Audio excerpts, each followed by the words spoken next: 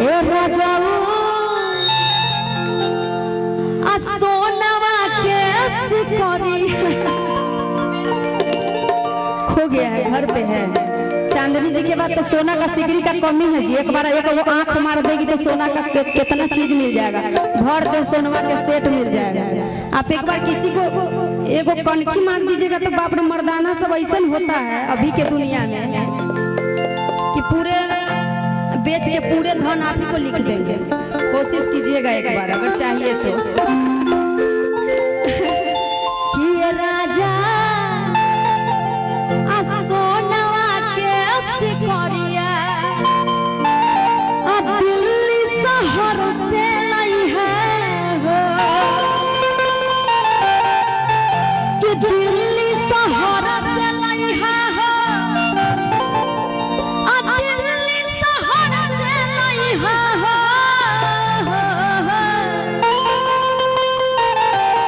आ तो हंसे कि तो हंसे आ कहली तोहर में हरिया आ बतिया जन तू भूलई है। और आज के कार्यक्रम में कलाकार भी बहुत सारे कलाकार तगड़ा ही है।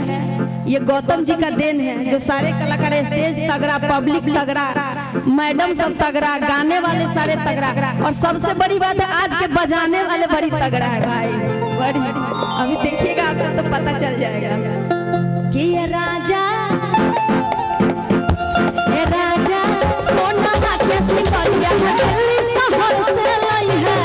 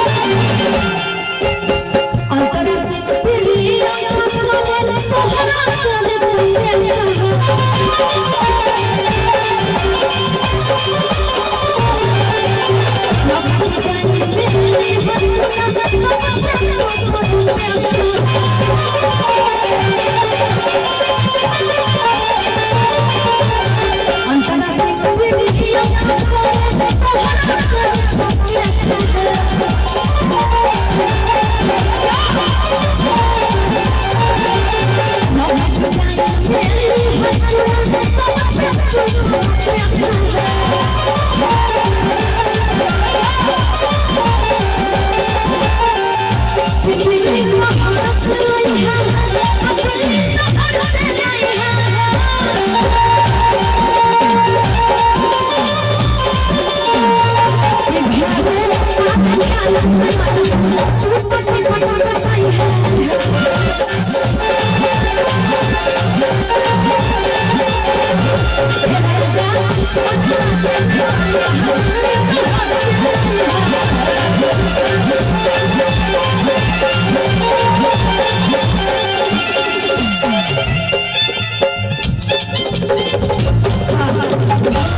मैडम सब एगो से मन नहीं भर रहा है, और भी मैडम सब आई हुई है। शबनम बुला दीजिए ना, कहे ले शबनम जी की पूरी टीम से चाहेंगे कि मंच पे आ जाए शबनम जी। और मैडम के बुला लिए जाओ जी, सबके दर्शन करिए कि छोड़बे? दर्शन करना है भाई, दर्शन जरूरी है का जी? बिल्कुल बिल्कुल, सब आ जाइए, शबनम जी पूरी टीम के साथ आ जाइए। जानते हैं अंतरा जी जी उतनी बड़ी पद को छोड़कर हमारे वीडियो साहब जनता की सेवा में हमेशा रहते हैं। बिल्कुल। हमें हाल ही में बाढ़ आया था तो इतने पानी में सर को हम देखते थे वीडियो के माध्यम से, फेसबुक के माध्यम से कि जनता की सेवा में कितना रहते है ना। जीते हुए थे, बाहर निकल गए जीत की माला पहनकर, अंदर गए तो हार का सर्टिफिकेट। ये होता है राजनीति में। हम चाहेंगे एक बार सर के लिए जोरदार राजनीति में बहुत कुछ हो सकता है सर। हाँ, आइए मैडम सबको बुलाइए। तो कौन हम सा चाहेंगे गाना कि समझिए सुनिएगा? आप पूरी टीम